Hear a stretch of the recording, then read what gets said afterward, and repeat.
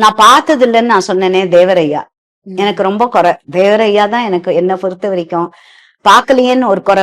வ.உ. சிதம்பரனார், நேதாஜி அந்த மாதிரி எல்லாம் அதுல. ஏன்னா அவங்க எல்லாம் ஆன்மீகம், அவங்க எல்லார் நெத்திலையுமே விபூதிப்பட்டு இருக்கும். ஆன்மீகத்தை இன்னைக்கு வேணா நீங்க அழிச்சிடலாம் எல்லாத்தையும்.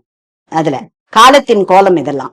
பட் ஆன்மீகத்துல ஈடுபாடு இல்லாத எந்த தலைவருமே இருந்ததில்லை. இப்போ நீங்க திலக் எடுத்தீங்கன்னாக்க கணபதி இது அவர் தான் மகாராஷ்டிரால நேஷனலிசம், மக்களுக்கு நாட்டுப்பற்று வேணும் என்பதற்காக அதை தான் அவர் எடுத்தார் கையில், ஆன்மீகத்தை கையில் எடுத்தார் கணபதி. இன்றைக்கு நம்ம இங்க பாக்குறோம், ஒரு பிள்ளையாருக்கு நீங்க செருப்பு மாலை மாட போய் விநாயகர் சதுர்த்திக்கு ஒரு 2 வீட்டுக்கு ஒரு விநாயகர்.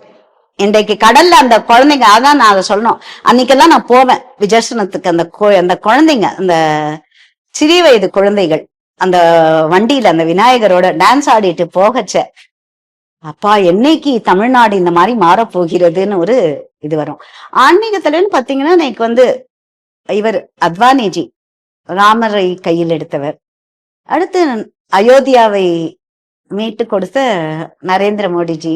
இங்க பார்த்தா இலகணேசன், ஹெச் ராஜா, அவங்கள எல்லாரும் ஆன்மீகத்துல இருக்கிறவங்க தான் தலைவர்கள் எல்லாருமே.